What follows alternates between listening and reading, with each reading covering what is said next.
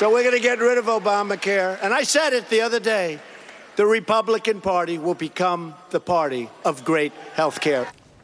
President Trump reviving his push to axe Obamacare, but a new article in the Washington Post reports, quote, Republicans have no intention of heeding President Trump's urgent demands for a new health care plan to replace the Affordable Care Act, fearing the potential political damage that such a proposal could cause in 2020.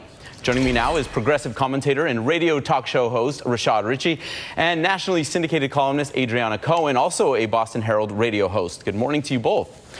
Adriana, I want to start with you. Good morning. What do you make of the Republicans' response to the president's push on this? They're basically trying to stay out of it, hoping the president finds a new target here.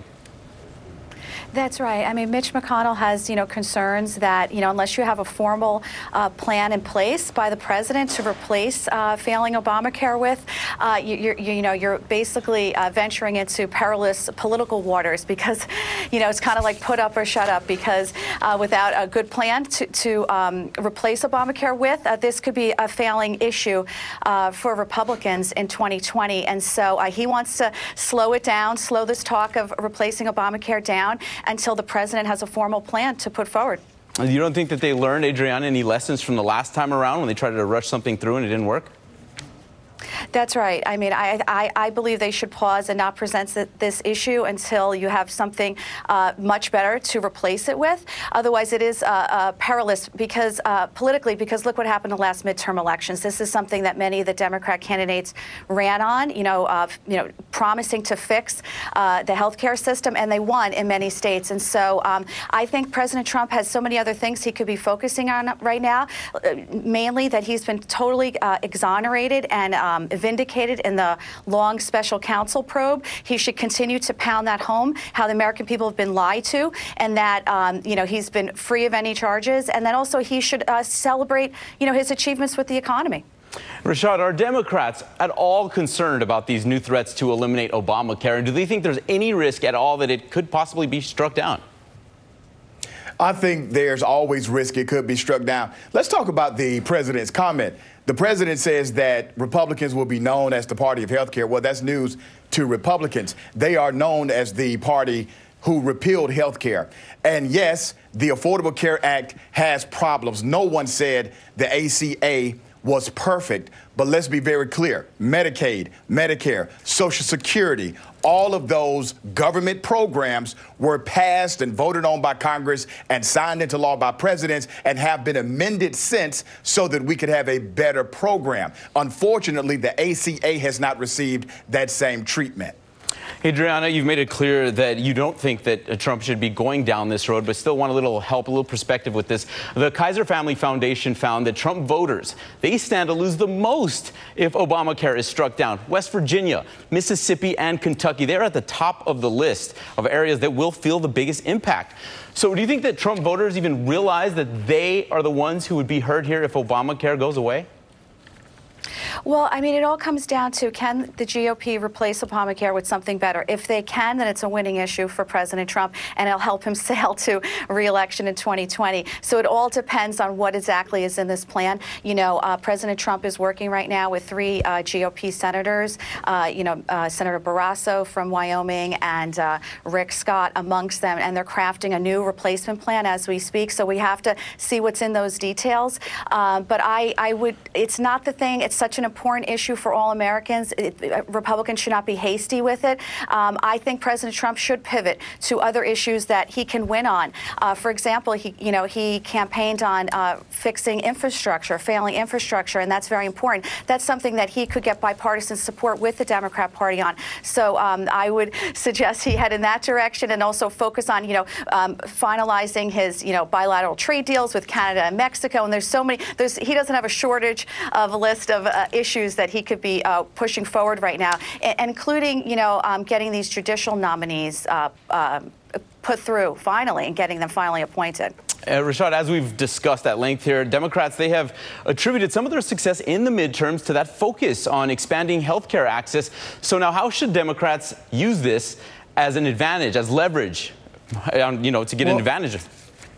I think they should utilize it politically as well as common sense strategy, because at the end of the day, you have individuals on both sides of the political aisle who are in favor of dynamics within the Affordable Care Act. If Democrats can articulate that message in a campaign season, that is a winning issue for Democrats. In addition to that, since President Trump has now said the Republican Party will become the party of health care, hold him to that promise, because as far as I'm concerned, I think once again the president is just talking and offering something with absolutely nothing to create context. So right now, hold him to that promise. If he cannot deliver on that promise, utilize it as a political contrast to show the rest of the American public that Democrats are more serious about actual health care reform than the president's talking point. Last thing here on health care, Adrian, I want to talk about the timing. The president made this pivot back to health care just days after the Mueller probe wrapped up. Do you think there's any strategy behind what he did?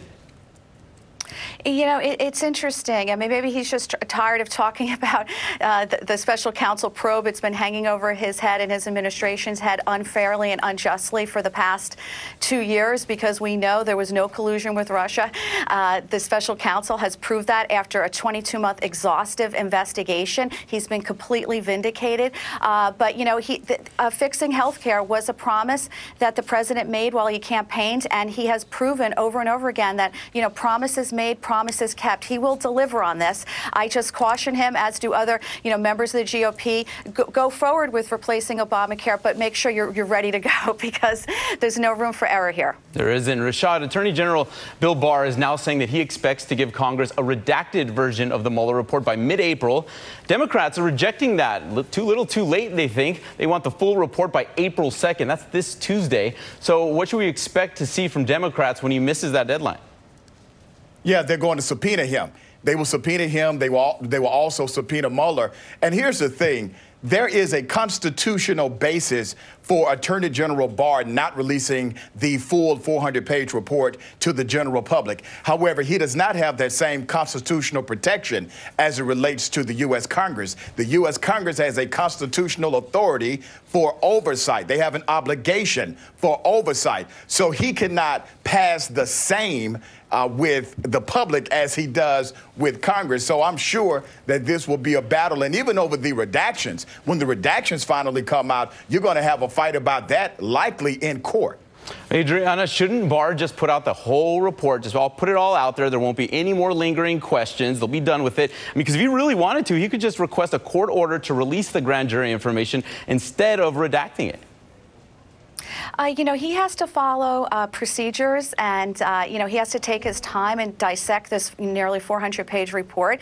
And, you know, he can't release classified information. I mean, it takes time. I mean, the fact that he is promising to deliver in just 2 short weeks is incredibly fast. I mean, let's not forget that when Republicans were investigating what happened in Benghazi, I mean, the Democrats obstructed and obstructed and obstructed. They did not even want to bring documents forward. They totally slow-rolled any document production. So it's such hypocrisy now that they're rushing Bill Barr, you know, and to deliver this so quickly. I mean, 2 weeks is such a short time. They should settle down, let him do his job, and the American people will see the report in the very near future. I think it's more important that he get it right overall. Exactly. All right. Exactly. Adriana Cohen, Rashad Ritchie, as always, thank you so much for your time this morning. Thank you. New odds giving President Trump